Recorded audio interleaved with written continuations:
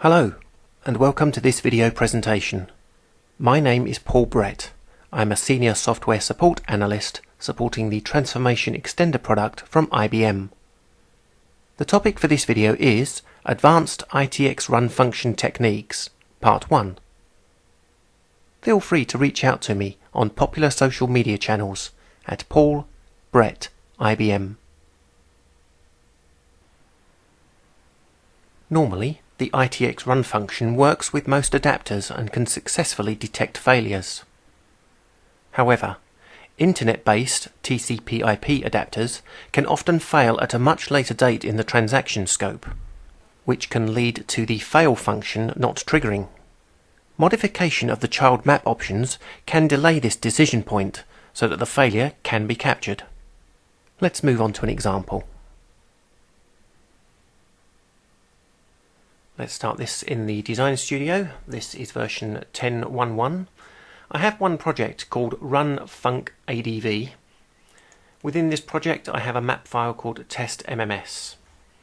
Here's the same project directory in the Windows File Explorer. We also have a type tree generic.mtt. So let's open this map source file, and you will note that I have one map called blob, which is, as it says, a blob map that reads input and output. Doesn't do any processing to it at all. So let's check out test 1. In test 1 I'm using a function called run. To call blob I'm turning on a unique audit log, and then I'm going to fail the map if blob reports any kind of failure. The fail function here will fail the top level map because it's wrapped in a valid. So blob itself is expecting some kind of input. We're not doing an override, so I'm fully expecting blob to fail and then fail this top level map. Let's build and run, and as expected, fail function aborted map. That's great. Let's have a look at the files created.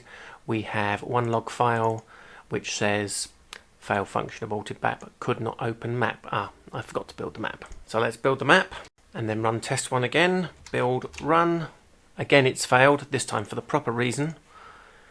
And if we open the log file test1.log, fail function aborted map, source not available, and of course we have a unique audit log that's been produced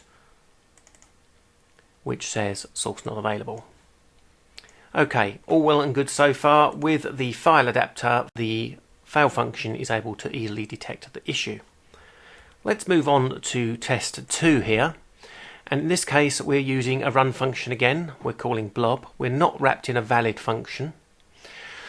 We have no fail function. We are overriding the input with the word hello using the echo adapter, telling it there's 5 bytes. On the output side we are overriding it with the email adapter. We're telling it that at a server on IP address 127.0.0.1, which is the loopback address, we have a Internet Protocol email server running, which we do not.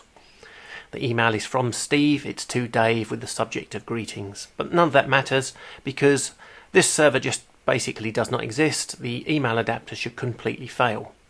Okay, so we've got no valid, we've got no fail. We would expect this top level map to completely work, which it has done. Map completed successfully. Okay, that's fine, you say. Let's just wrap that in a valid. And we will fail. And within the fail we need a message last ERRMSG. Okay, now you think it's wrapped in a valid function, there's a fail function there that should trigger, this top level map should fail. So if we save, build and run, what we get is a map completed successfully. Well, that doesn't seem right. What's going on? Well, this is a case where we have an adapter, a TCPIP based adapter, email, and the failure condition is not detected until after the map success has been determined. So what can we do about this? Right, well, let's create a new version of this map and we will do the changes in a new version. Test 3, instead of calling blob, we're going to call a map called blobx. Now blobx does not exist currently. If I was to save, build and run this map, it's failed, but the reason it's failed is because the map doesn't exist. We can test that by looking at test3.log. Could not open map. Let's go to blob and copy it as blob X so that it does exist, and build that map. Back on test 3, blob X is the same as blob, so I would expect exactly the same result. This is going to say it's a success even though it isn't. Save, build, run. The map completed successfully. So this is where we do the technique that I advised in the opening slide. In blob X, on the output card, we are going to go to the transaction on failure setting and change from rollback to commit. Just changing this one setting forces the run function to delay its success validation point to after where it detects that the server doesn't exist. So let's save and build that map and build and run test 3. And as you can see, we have fail function aborted map, which is exactly what we wanted. Let's go and have a look at the log file that's produced. Well, test 3 itself says target not available. And if we have a look at blob X, we don't have an audit log for blob X. But what we do have is a mail trace, M4 email here, and this will tell you further down that the connection was refused. That's because I do not have an SMTP email server running on this box.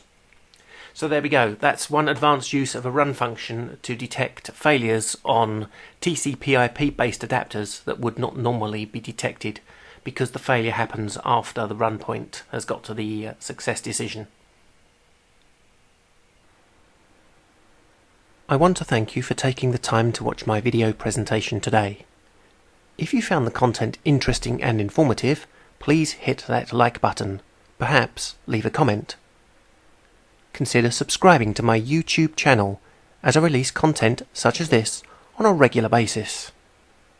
Feel free to reach out to me on popular social media channels at Paul Brett IBM. Thank you.